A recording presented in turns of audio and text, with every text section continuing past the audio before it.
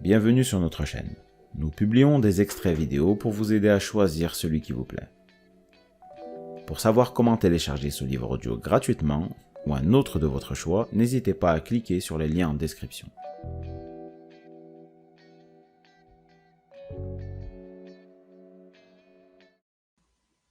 « 40 ans, c'est le nouveau 25 », on commence à décliner. Un tout petit peu au début, et soudain, on se retrouve à 50 ans avec la bedaine qui dépasse du pantalon et des comprimés contre le cholestérol dans l'armoire à pharmacie. À 20 ans, le corps pardonne. À 40 ans, le pardon est temporaire, au mieux. Jorge Castro ne veut pas découvrir, la cinquantaine venue, qu'il ressemble à tous ces Américains qui se laissent aller. Il faut commencer à prendre soin de soi à 40 ans. Il faut entretenir la machine, car il n'y a pas de reprise possible. Alors, Jorge boit du jus d'orange le matin, potassium, après quoi la plupart du temps il avale des flocons d'avoine, antioxydants, et s'en tient à 1 fois par semaine pour la viande rouge. Quand il a un petit creux, il s'ouvre une boîte de sardines, riche en oméga 3, et délicieuse. Le matin, il fait quelques exercices simples, et le soir, il court, sans forcer, juste pour aérer ses poumons quadragénaires et offrir à son cœur du même âge l'occasion de frimer. Rythme cardiaque au repos, 63. Jorge veut donner l'impression d'avoir encore 40 ans quand il en aura 50. Hélas, le destin est un petit plaisantin. Jorge n'aura jamais 41 ans. 2.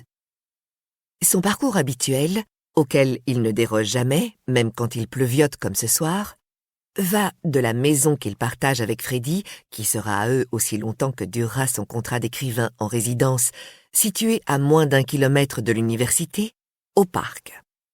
Là, il s'étirera le dos, boira quelques gorgées de vitamine water qu'il transporte dans sa banane, et il rentrera en trottinant.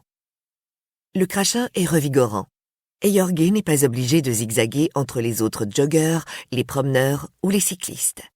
Ces derniers étant les plus redoutables, car ils mettent un point d'honneur à rouler sur le trottoir, délaissant la piste cyclable. Ce soir, il a le trottoir pour lui seul. Il n'a même pas à saluer d'un geste les personnes qui prennent habituellement le frais sur leur terrasse. La météo les contraint à rester à l'intérieur. Toutes, sauf une, la vieille poétesse. Il a beau faire encore dans les 12 degrés à 20 heures, elle est emmitouflée dans une parka, car depuis qu'elle est passée sous la barre des 50 kilos, son médecin ne manque jamais une occasion de la réprimander à ce sujet, elle sent le froid. Plus que le froid, elle sent l'humidité. Malgré cela, elle reste dehors, car ce soir, un poème flotte dans l'air, à portée de main, à condition qu'elle parvienne à s'en saisir. Elle n'a rien écrit depuis le milieu de l'été, et elle doit enclencher le mouvement avant que la rouille s'installe. Elle doit symboliser, comme disent parfois ses étudiants. Mais surtout, plus important, ce pourrait être un bon poème, voire un poème nécessaire. Il devra commencer par les tourbillons de brume autour des lampadaires d'en face, puis évoluer vers ce qu'elle appelle le mystère, l'élément central. La brume forme des halos qui se meuvent lentement, argentés et magnifiques. Mais elle ne veut pas employer le mot « halo », trop convenu, trop paresseux, presque un cliché. Argenté, en revanche, ou peut-être juste argent.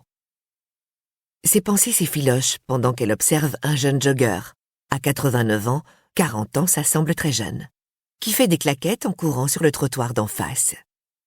Elle le connaît, c'est l'auteur résident qui place Gabriel Garcia Marquez au-dessus de tout. Avec ses longs cheveux bruns et sa moustache gratte-chatte, il lui fait penser à ce délicieux personnage de Princess Bride. « Je m'appelle Inigo Montoya.